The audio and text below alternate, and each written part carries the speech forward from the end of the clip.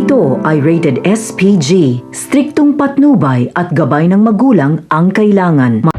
Isang mapagpalang araw mga kapamilya. Sa unang araw ng pag-upo ni Mayor Miguelito ay nagpatawag nga siya ng press at tahasan niyang sinabi na bilang bagong mayor ng Maynila ay sisiguraduhin niyang mawawala na sa kanilang lungsod ang mga salot na nagtatago sa pangalang Montenegro. Hindi umano siya titigil hanggat hindi niya napapabagsak si Tanggol at ang ama nitong si Ramon Montenegro. Sumigaw ang kanyang mga bayad na taga-suporta at pinaburan ang lahat ng kanyang mga sinabi. Ngunit sa likod nito, malinaw na ang lahat na kanyang plano ay dikta ng kanyang kapatid na si Roberto Guerrero, isang mas mabalasik at malupit na pamumuno laban sa mga kalaban. Kinabukasan nga ay nag-utos agad si Miguelito ng malawakang crackdown. Pinasara ang mga negosyo at establishmento na may kaugnayan sa mga Montenegro.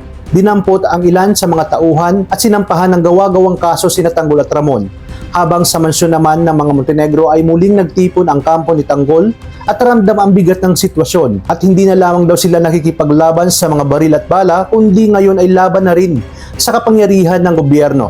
Galit na galit si Tanggol na tumayo at sumigaw sa kanyang mga kasamahan at sinabi na kung akala umano ng mga Guerrero na titigil na sila, pues nagkakamali sila dahil mas lalo umano silang lalaban at hindi lang ito laban para sa kanila kundi laban na rin para sa buong Maynila at para sa kasamaan ng mga Guerrero.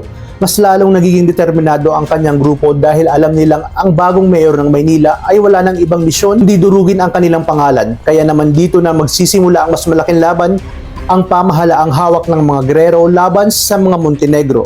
Sino kaya sa kanila ang tuluyang mananalo sa pinakamalaking digmaan ng lungsod?